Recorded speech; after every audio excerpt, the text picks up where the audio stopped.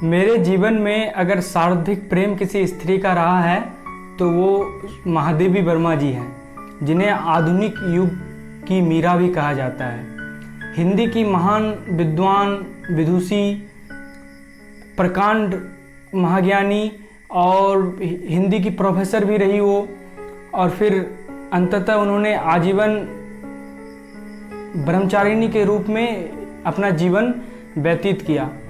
उनकी अनेक कविताओं में से मुझे एक कविता जो सबसे अधिक प्रिय है, जिसमें वह यह बताती है कि जीवन की सार्थकता और जीवन की क्षणभंगुरता, किस तरह से हम अपने अहंकार को विसर्जित कर सकते हैं, किस तरह से हम अपनी नश्वरता को देख सकते हैं, कि किस तरह से जीवन में हमारा सब कुछ होते हुए भी हमारे पास कुछ नहीं है। जीवन का केंद्रीय भाव क्या हो सकता है?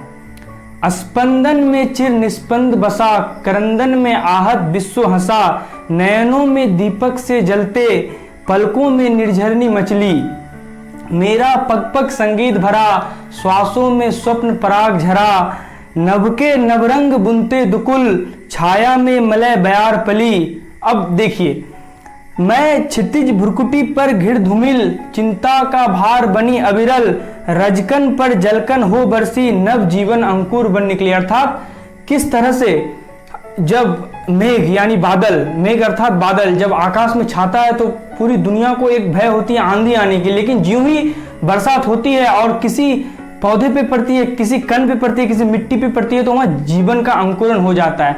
तो यही कहना चाह रही है कि रजकन पर जलकन हो बरसी, नव जीवन अंकुर बन निकली। अब ये कहते हैं कि जीवन की यात्रा हमारी कैसी हो? पथ को मलिन न करता आना, पद चिन्ह न दे जाता जाना। हमने जीवन में अपनी यात्राओं को जिस तरह से आगे बढ़ाया है, वो ये कहती है कि अपने जीवन यात्रा को कभी भी गंदा मत करना, कुछ ऐसा मत करना कि कोई कलंक रहे तुम्हारी यात्रा में, तुम्हारी जीवन लीला में। तो कहती है कि पथ को मलिन न करता आना, पद चिन्ह दे जाता जाना, सुधी मेरे आंगन की जग में, सुख की सिरहन अंत हो खिली। फिर अब वो कहती है जीवन की नश्वरता को दर्शाते हुए कि विस्तृत नभ का कोई कोना, मेरा न कभी अपना होना। विस्तृत नभ का कोई कोना, मेरा न कभी अपना होना, परिचय इतना इतिहास यही, उम्री कल थी मिट आज चली।